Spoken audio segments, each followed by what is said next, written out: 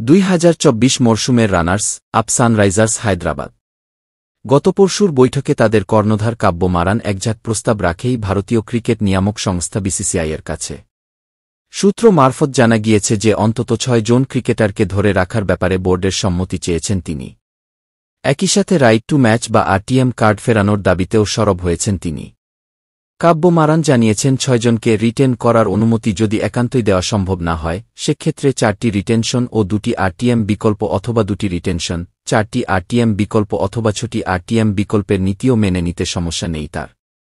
রিটেনশনের ক্ষেত্রে ক্রিকেটারদের সাথে ফ্র্যাঞ্চাইজির আলোচনার সুযোগ থাকা উচিত বলেও জানিয়েছেন তিনি।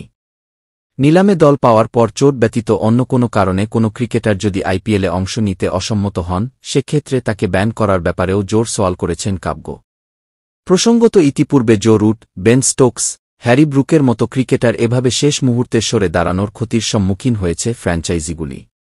ভবিষ্যতে তেমন ঘটনা যাতে না ঘটে তা নিশ্চিত করতে বোর্ডের কাছ থেকে কড়া নীতির দাবি জানিয়েছেন সানরাইজার্স হায়দ্রাবাদ কর্ণধার। বর্তমানে 3 বছর পর পর আইপিএলের মেগা নিলাম আয়োজন করা হয়।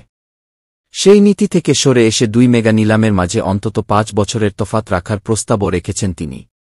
ক্যাপড, আনক্যাপড বা বিদেশি খেলোয়াড় রিটেনশনের ক্ষেত্রে ঊর্ধ্বসীমা না রাখার প্রস্তাবও দিয়েছেন কাব্য মারান। দর্শক, এখন এই পর্যন্ত।